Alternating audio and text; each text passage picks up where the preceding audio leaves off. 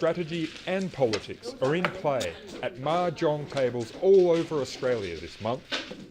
With an election just days away, the vote of Chinese Australians is in focus like never before.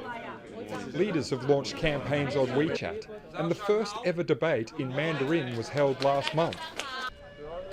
At this inner Melbourne seat, 1 in 5 households speaks either Mandarin or Cantonese.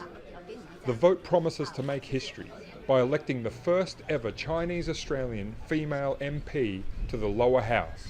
We're very good in multicultural community with people coming from all different countries, and most of people will still, they are proud Australian, but they still pay the special interest to the original country they come from, or their parents come from.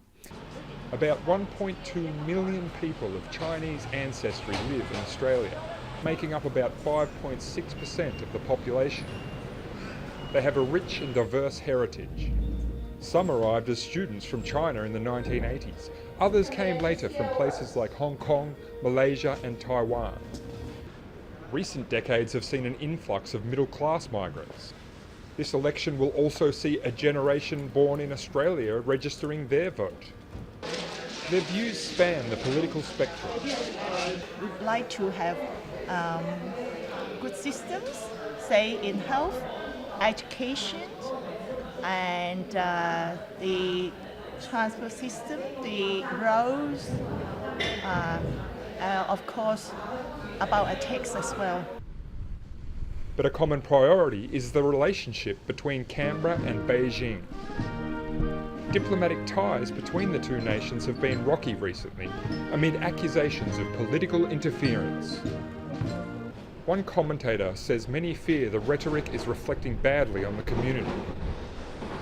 They feel that the wider Australian community might be losing confidence and trust in us, and also of our intentions if we are wanting to get involved in things like politics, charity, philanthropy, for example, public service. Whatever the outcome on Saturday, Chinese Australians ought to see a parliamentary representation that better reflects the country's changing demographics. They will also be keeping a close eye on how the next government manages its relations with Beijing.